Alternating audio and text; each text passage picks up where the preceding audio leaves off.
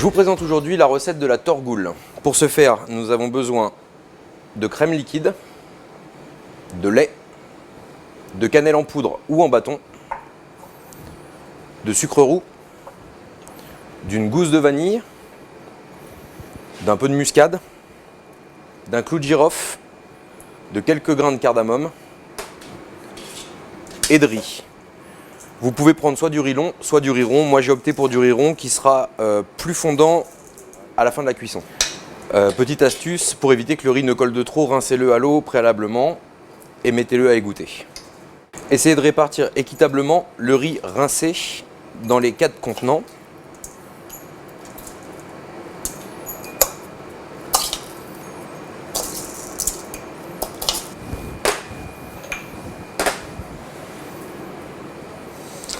Passons ensuite à la vanille. Donc pour ce faire, aplatissez la gousse avec le dos du couteau, puis fendez-la en son milieu. Grattez-la pour récolter les grains de vanille et mélangez-les au sucre.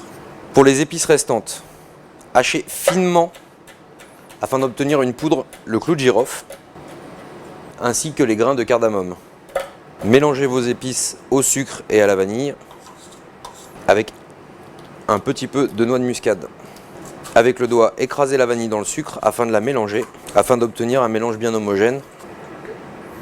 Pour la torgoule, mettez votre four en préchauffage à 150 degrés. Donc, mélangeons le lait et la crème, ainsi que le sucre et le mélange d'épices. Et pour finir, la cannelle.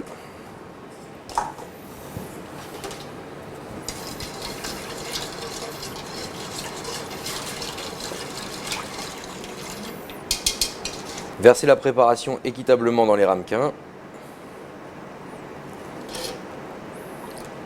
jusqu'à ce que le riz soit recouvert à hauteur. Il ne nous reste plus qu'à enfourner au four à 150 degrés pendant 2h30.